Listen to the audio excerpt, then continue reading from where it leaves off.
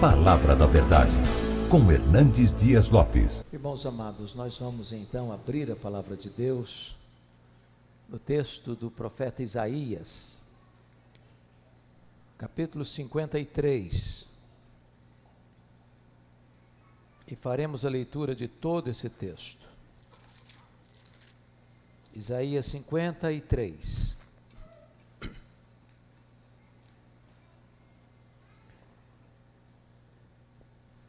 Lido o texto, por favor, mantenha sua Bíblia aberta comigo na passagem, para juntos considerarmos a exposição deste texto.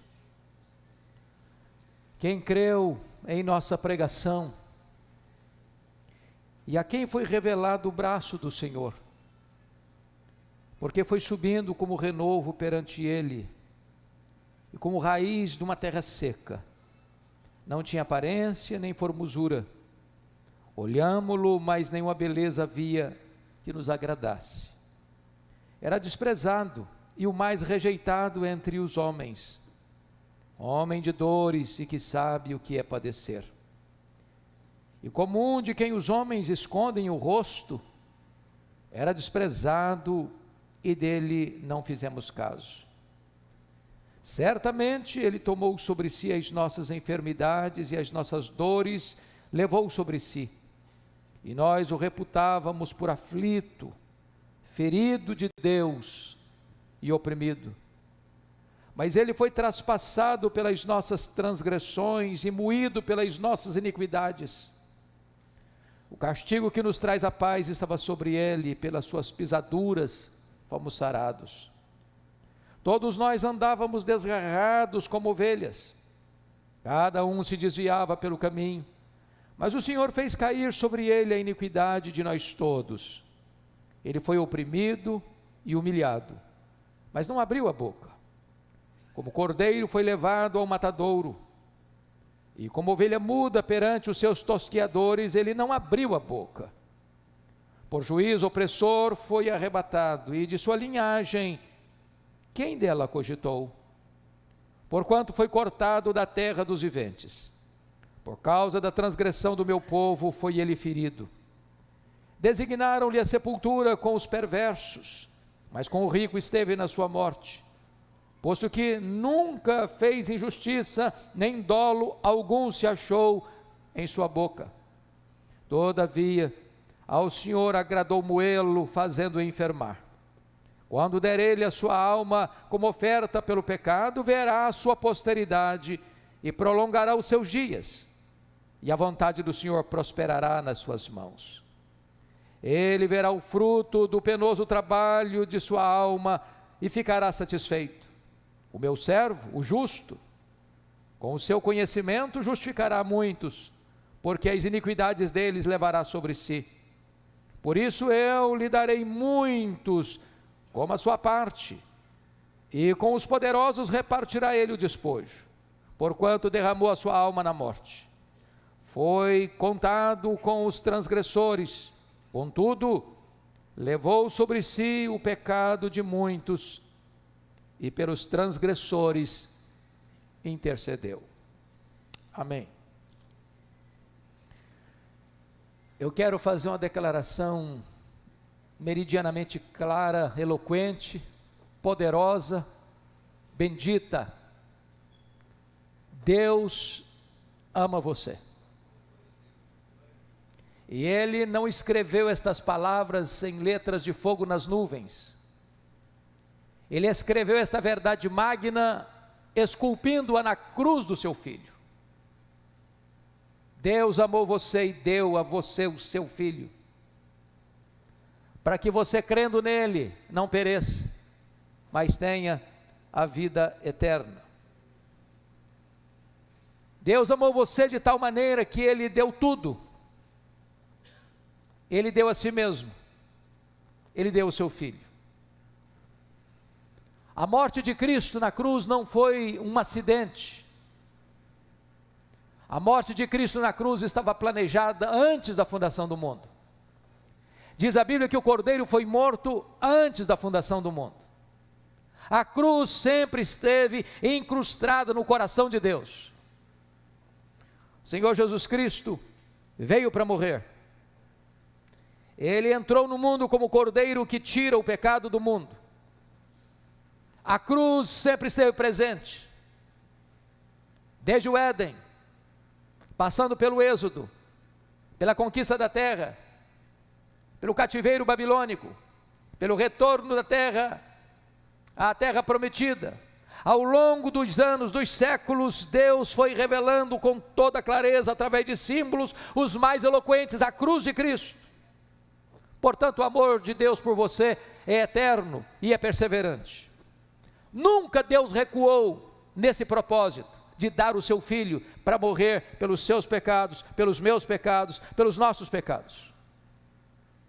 Certamente a cruz de Cristo, irmãos, foi a expressão mais profunda do seu sacrifício. Ele deixou a glória, ele se esvaziou, ele vestiu pele humana, ele entrou na nossa história, ele bebeu o cálice amargo da ira de Deus que devia cair sobre a sua, sobre a minha cabeça. Ele morreu deliberadamente pelos nossos pecados. Ele, sendo Deus, ele se fez homem. Sendo o Rei da glória, ele se fez servo. Sendo rico, ele se fez pobre. Sendo santo, santo, santo, ele se fez pecado. Sendo bendito eternamente, ele foi feito maldição por nós. E ele foi à cruz, deliberadamente, por amor de nós, para morrer por nós, para nos dar a vida eterna. O profeta Isaías está olhando para o cenário da cruz 700 anos antes de Cristo. E talvez ninguém conseguiu pincelar este quadro dramático, decisivo na história, com cores tão vivas, com voz tão eloquente, quanto Isaías, neste capítulo 53 do seu livro.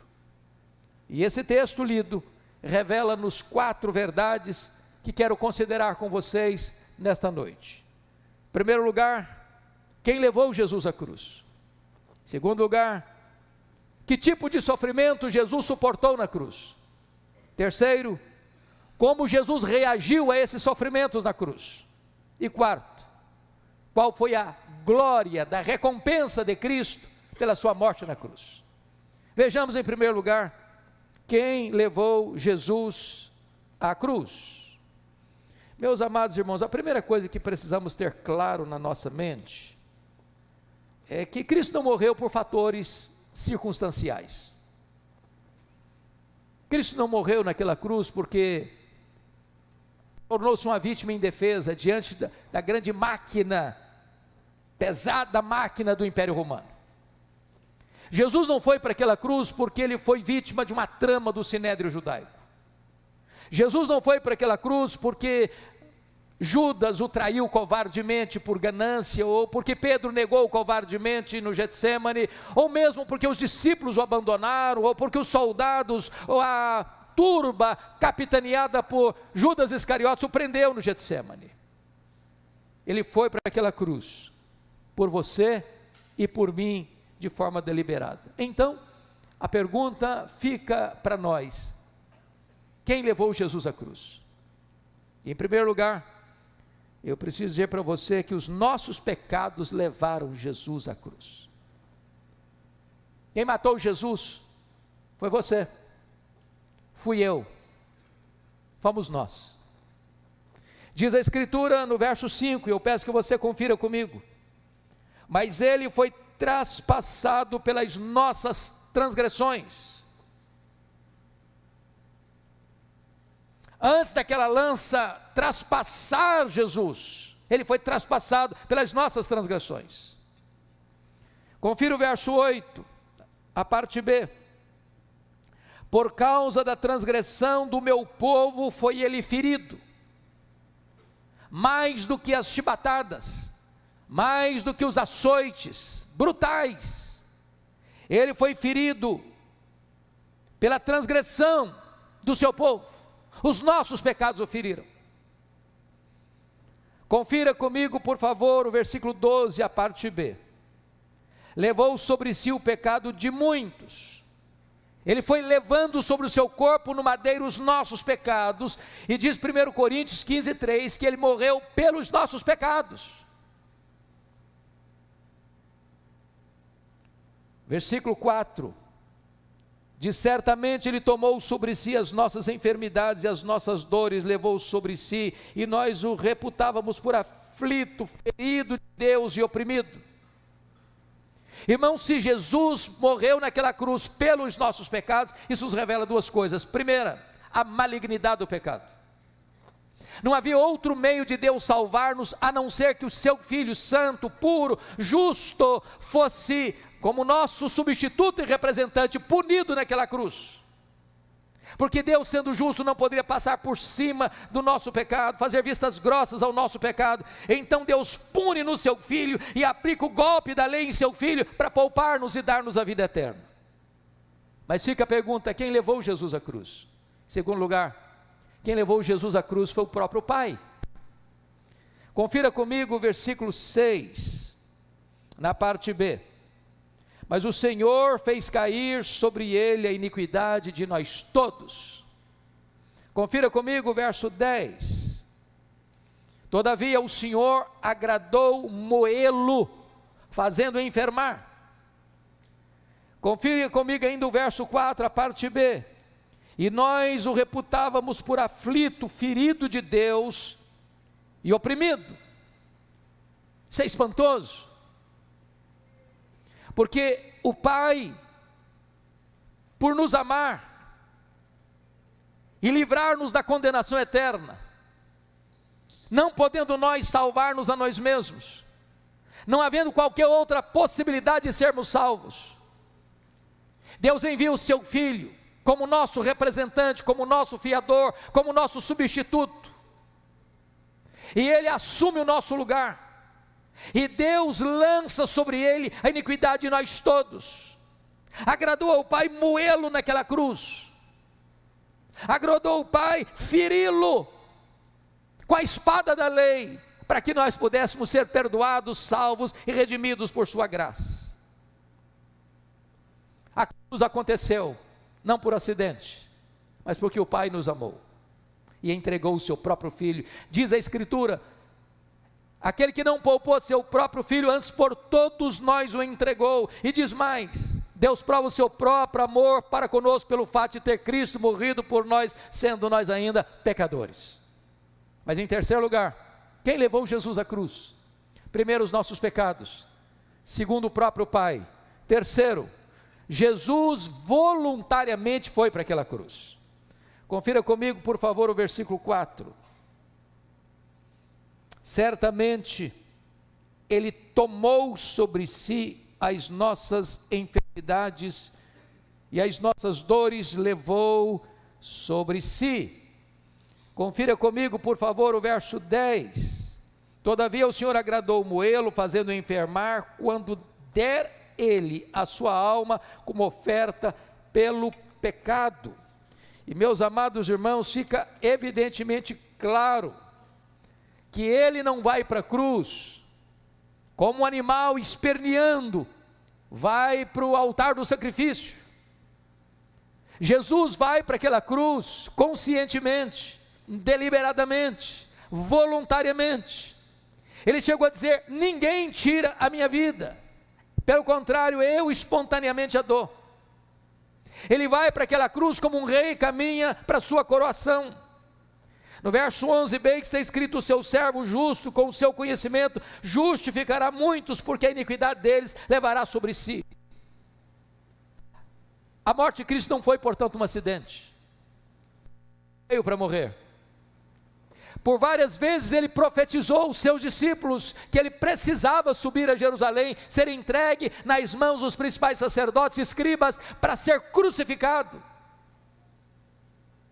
Então hoje temos diante de nós esta gloriosa verdade de que Cristo nos amou e a si mesmo se entregou por nós. É por isso que a cruz aconteceu. Não foi porque os judeus o prenderam, a traição, não foi porque Judas o traiu por ganância, não foi porque Pedro negou por covardia, não foi porque Pilatos sentenciou por conveniência, não foi porque os soldados o pregaram naquela cruz com crueldade. Ele foi para aquela cruz pelos nossos pecados, ele foi para aquela cruz porque o Pai o entregou, ele foi para aquela cruz voluntariamente. Mas agora vem o segundo ponto da nossa mensagem. Que tipo de sofrimento Jesus suportou naquela cruz? Em primeiro lugar, sofrimento moral e espiritual. Veja você no verso 3, na parte B,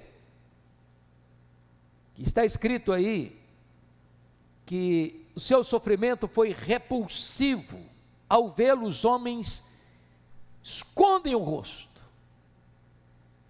Quando você está passando por algum caminho, por alguma estrada, por alguma rua, por algum cenário, e você vê algo que lhe causa nojo, asco, mal-estar, você vira o rosto, você não quer ver, é gritante, é chocante, é escandaloso, é doloroso demais. O sofrimento de Cristo foi desta maneira repulsivo. Mas mais, o verso 3 diz que seu sofrimento não produziu compaixão em ninguém. Está escrito, e dele não fizemos caso. Ninguém se importou. Não fizemos caso. Ninguém está nem aí. Mais do que isso, diz a Escritura que ele teve experiência íntima e longa com o sofrimento, porque está escrito que ele era homem de dores e que sabe o que é padecer. É um retrato da cruz. Mas mais do que isso, irmãos, o sofrimento de Cristo foi além de um sofrimento moral e espiritual, e se implicou mais do que nunca no que está escrito no verso 3, que foi a rejeição. Está escrito aí, era desprezado e o mais rejeitado entre os homens. Presta atenção nisso. O Filho de Deus, o nosso substituto, foi o mais, não rejeitado, foi o mais rejeitado entre os homens. E aí você precisa parar e perguntar, mas rejeitado por quem? Primeiro, rejeitado pelo seu povo. Veio para o que era seu, e os seus não receberam. Ele andou por toda parte fazendo bem, libertando os oprimidos do diabo. Os cegos viram, os surdos ouviram, os mudos falaram, os coxos andaram, os mortos ressuscitaram, e os seus viram os seus prodígios, ouviram os seus ensinamentos, e apesar disso, o rejeitaram. Segundo, rejeitado pelos religiosos da época. Chamaram-no de fanático, chamaram-no de mentiroso, chamaram-no de blasfemo, chamaram-no de pecador, chamaram-no de beberrão, chamaram-no de endemoniado. Mas mais, ele foi rejeitado pela mesma multidão que o aplaudiu. Quando ele entra em Jerusalém, a multidão vai cantando, Hosana, Hosana, bendito que vem em nome do Senhor, e agora insuflada a multidão pelo sumo sacerdote, pelos sacerdotes, pelos escribas, esta mesma multidão está gritando, crucifica-o, crucifica-o, crucifica-o. Mas ele foi rejeitado também pelas autoridades romanas. Ele foi rejeitado pelas autoridades políticas da época. Herodes o Grande quis matá-lo na sua infância. Herodes Antipas escarneceu dele no seu julgamento.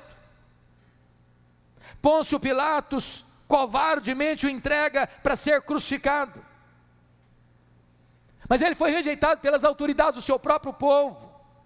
Os escribas e os sacerdotes se unem, fariseus com os saduceus, se unem com os herodianos, inimigos irreconciliáveis se unem para matar o Filho de Deus.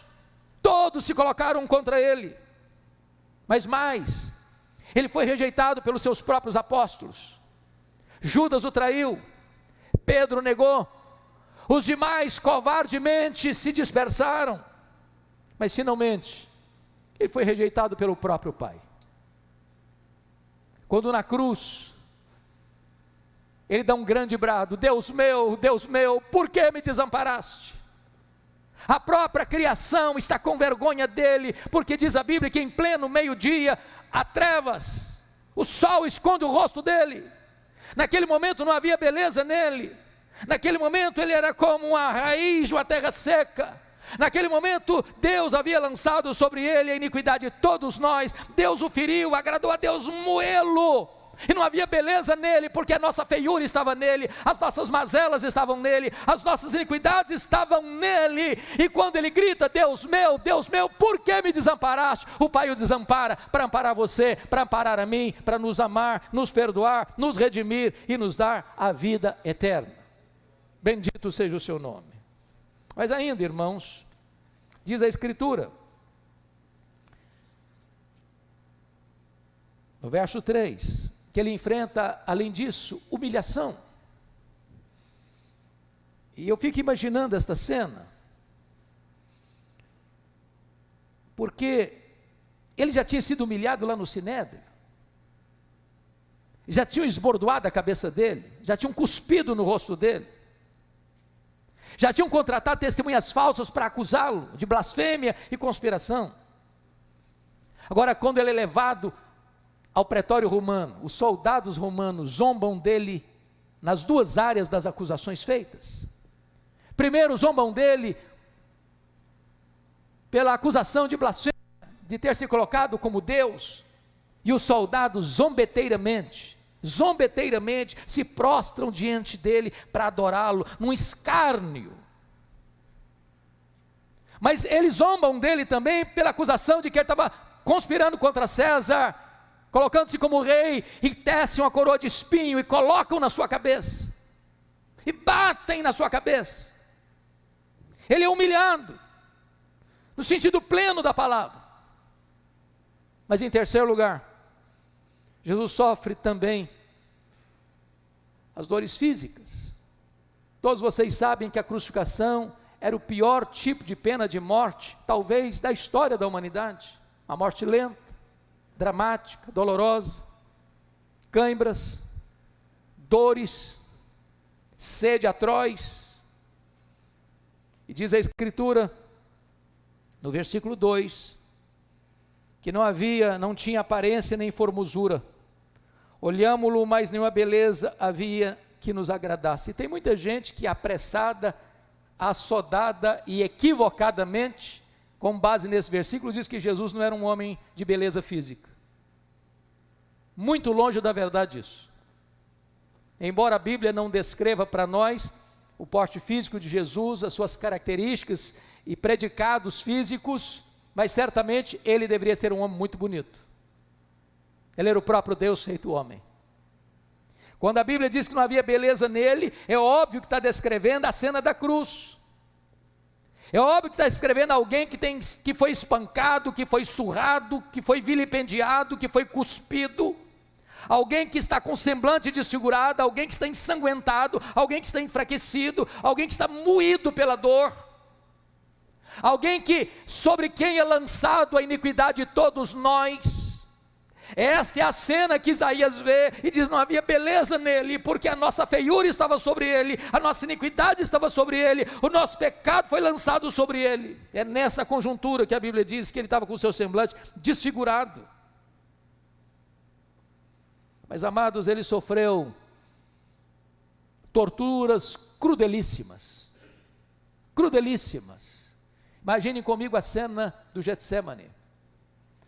Porque, meus amados, foi no Getsemane que Jesus Cristo suportou angústia.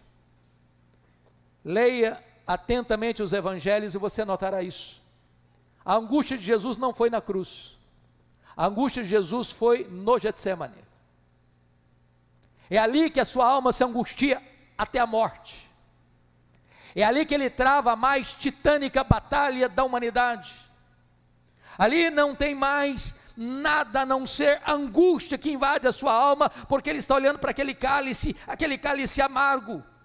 E ele ora e chora e diz: Pai, se possível, passe de mim este cálice sem que eu o beba. E o que era esse cálice? Certamente não era a sua prisão, certamente não era as acusações feitas contra ele, certamente não era as pancadarias que ele suportaria no pretório romano, certamente não era o peso do lenho maldito, certamente certamente não era a multidão ensandecida gritando crucifica-o, certamente não eram as dores terríveis da crucificação, aquele cálice amargo, era a santa ira de Deus que devia cair sobre a sua e a minha e a nossa cabeça, e ele sorve cada gota daquele cálice amargo, e ele recebe em si mesmo a punição que o nosso pecado merece, e agradou ao Pai moê-lo naquela cruz, aplicando-lhe o golpe da lei, que exigiu a sua morte, porque o salário do pecado é a morte. Mas pensem comigo no sofrimento dele lá no Sinédrio. Imagine testemunhas falsas acusando Jesus. Imagine as autoridades judaicas cuspindo no rosto dele. Imagine este homem sendo o próprio Deus encarnado, recebendo a acusação de que ele era blasfemo e um conspirador. Mas imagine comigo Jesus sendo levado agora para o pretório romano. E Pilatos, covardemente, o entrega para ser açoitado. E o chicote usado na época de couro cru, com pontas de osso, com pedaços de osso na ponta, naquelas correias, que quando se açoitava alguém, arrancava o chicote, a carne vinha junto. E a maioria das pessoas açoitadas não suportava os açoites e morriam nos próprios açoites. Imaginam Jesus desfigurado agora, com aquela coroa de espinho na cabeça, e sendo surrado, e cuspido, e espancado. Imagine Jesus caminhando pelas ruas de Jerusalém, o Rei da Glória, sendo zombado e escarnecido. Imagine Jesus agora sendo levantado naquele leito vertical da morte, golpeado por toda sorte de escárnio e dor. Tudo isso por amor a você e por amor a mim. Dores crudelíssimas. A Bíblia diz que quando ele morre, o universo inteiro se manifesta. As pedras se arrebentam e rolam para os vales. Os túmulos se abrem. O véu do templo rasga de alto a baixo. A natureza está em convulsão, para mostrar para você e para mim a grandeza do que ele suportou por você e por mim na cruz do Calvário. Mas agora vem a terceira parte dessa mensagem, meus amados irmãos, e é a pergunta: como Jesus reagiu a esse sofrimento na cruz do Calvário? Primeira coisa que é preciso entender é que ele compreendeu que ele estava indo para aquela cruz como sacrifício. Como sacrifício. Se nós não entendermos isso, irmãos, nós vamos ter pena, dó, coitado de Jesus. Ou nós haveríamos de pensar que, para que ele sofreu tanto? Mas ele vai consciente de que está indo como cordeiro para o sacrifício. Vamos dar uma olhadinha no que está escrito nas Escrituras. Versículo 4.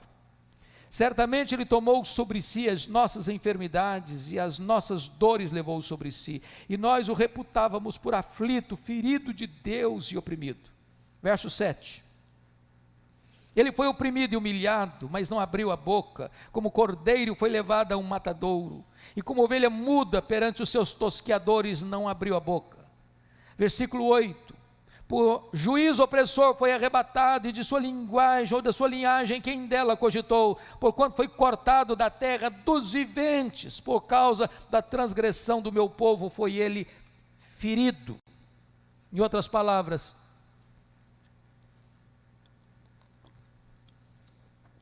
Jesus tinha plena consciência de que ele estava recebendo uma morte vicária, substitutiva. Ele estava morrendo em seu lugar, em meu lugar, em nosso lugar, pelos nossos pecados. Mas em segundo lugar, irmãos, não só ele tinha consciência da morte vicária, mas ele tinha consciência também de que ele não abre a boca para buscar vingança contra os seus algozes. Olha o verso 7. Ele foi oprimido, humilhado, mas não abriu a boca. Bastaria uma palavra dele, seus inimigos cairiam por terra. Bastaria um olhar e ele fuzilaria com a sua ira os seus inimigos. Mas ele não abre a boca. Ele não dá uma palavra em sua defesa. Ele se entrega. Ele chega diante de Pilatos e não é Jesus quem está perturbado, é Pilatos quem está julgando, que está perturbado. Ele caminha pelas ruas de Jerusalém, as mulheres estão desesperadas e chorando, e eles, não, por que vocês estão chorando? Não chorem por mim, chorem por vocês. Ele tem plena consciência de que ele está se entregando, e se entregando voluntariamente. Diz a Bíblia, lá em Hebreus 12:2, que ele não levou em conta a ignomínia da cruz, pela alegria que lhe estava proposta, a alegria de nos conquistar com o seu amor. Mas mais do que isso, no versículo 12, a parte B, diz que ele tomou sobre si o pecado de muitos, e pelos transgressores intercedeu. Eu imagino a cena, irmãos, de Jesus já todo surrado, ensanguentado, já sem forças, e sangue é colocado naquela cruz pesada, e aqueles cravos enormes rasgam as suas mãos, rasgam os seus pés, e ele está pregado naquela cruz, e a multidão meneando a cabeça, e a multidão zombando, escarnecendo, e a primeira palavra que ele fala, ao abrir a sua boca no tribunal da cruz, foi esta palavra: Pai, perdoa-lhes. E não só pede para Deus perdoar, mas ameniza o crime dos seus algozes. Eles não sabem o que fazem. Foi dessa maneira que ele reagiu na cruz do Calvário, quando morreu por você e por mim.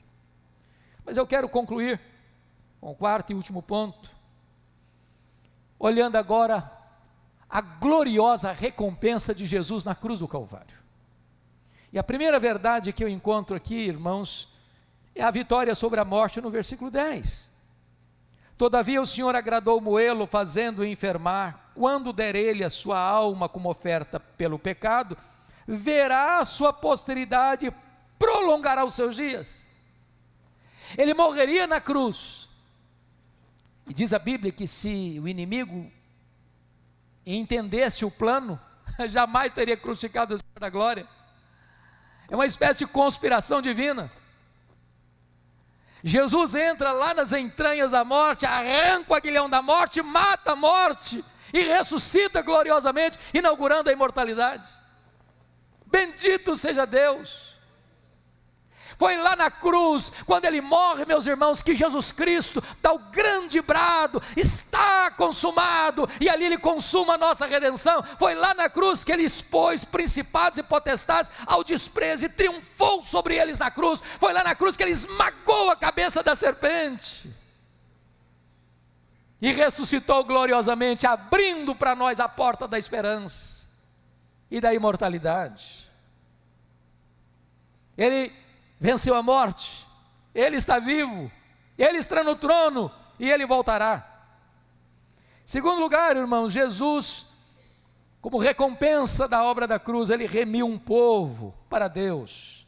Confira comigo os versos 11 e 12, por favor. Você pode ler comigo esses dois versos? Vamos juntos? Ele verá o fruto do penoso trabalho de sua alma e ficará satisfeito. Mas o meu servo justo, com o seu conhecimento, justificará muitos, porque as iniquidades deles levará sobre si. Por isso eu lhe darei muitos como a sua parte, e como os poderosos repartirá ele o despojo.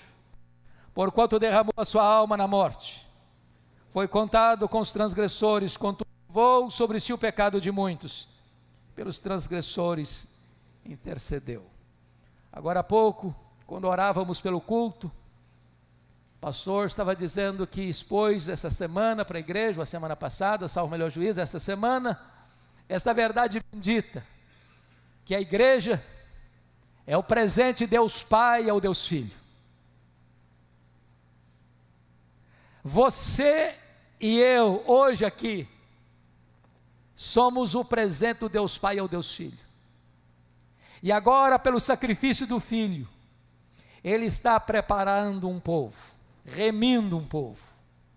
E Ele não levou em conta a vergonha da cruz por esta alegria, a alegria de salvar este povo, de salvar esta noiva, salvar a igreja, de salvar o seu rebanho, de dar a você a vida eterna. Oh, amados irmãos, pela morte de Cristo na cruz, Ele nos arrancou da casa do valente, Ele nos tirou da potestade de Satanás, Ele nos arrancou do império das trevas, Ele nos tirou da escravidão para a liberdade, Ele nos tirou das trevas para a luz, Ele nos tirou da morte para a vida, da condenação para a justificação. E agora somos o seu povo, o fruto do penoso trabalho da sua alma. E eu queria que agora você e eu pudéssemos só pensar um pouquinho a grandeza desse amor. O apóstolo Paulo disse que dificilmente alguém daria a sua vida por um justo, porque talvez por um justo alguém se anime a morrer. Mas Deus prova o seu próprio amor para conosco, pelo fato de ter Cristo morrido por nós, sendo nós ainda pecadores. Me permita ilustrar isso. Todos vocês certamente já ouviram ou já leram sobre a revolução dos boxers na China, no ano de 1900. A revolução ateísta que atingiu aquele país. E os emissários do ateísmo saíram perseguindo os cristãos de uma forma tão brutal e tão violenta. E é um registro doloroso que o missionário caminhava com a sua esposa e com seu filho pequeno para pregar numa igreja numa região rural, quando os representantes da revolução ateísta chegaram e prenderam aquele pastor, prenderam a sua mulher, e amarraram o marido numa árvore, amarraram a mulher numa outra árvore, perto uma da outra, e pegaram o menino, e começaram a espancar aquele menino, na presença dos pais. E o menino gritava: papai, papai, e o pai amarrado, sem poder fazer nada. Papai, papai, me socorre! E o pai amarrado sem poder fazer nada, e aqueles homens desumanos, cruéis, continuavam batendo. A voz do menino foi se apagando, diante dos suplícios, dos maltratos, dos açoites, assassinos, criminosos, até que o menino sucumbiu aos açoites e morreu nas mãos dos seus algozes. Aquele pai, como qualquer pai aqui presente, daria tudo na vida para estar no lugar do filho e morrer pelo filho. E mais tarde, esse missionário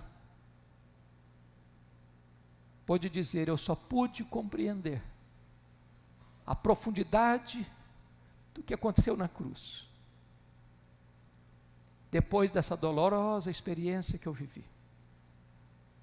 Eu teria dado tudo para morrer no lugar do meu filho, ou para socorrer o meu filho, mas eu não pude fazer isso.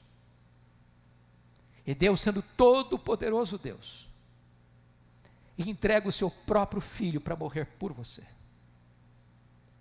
E diante do grito do filho: Deus meu, por que me desamparaste? O pai entrega o seu filho para morrer por você e por mim, miseráveis pecadores, para que nós pudéssemos ter nele a vida eterna. Oh, grande amor, imenso amor, imensurável amor, incomparável amor, é o amor de Deus por você e por mim.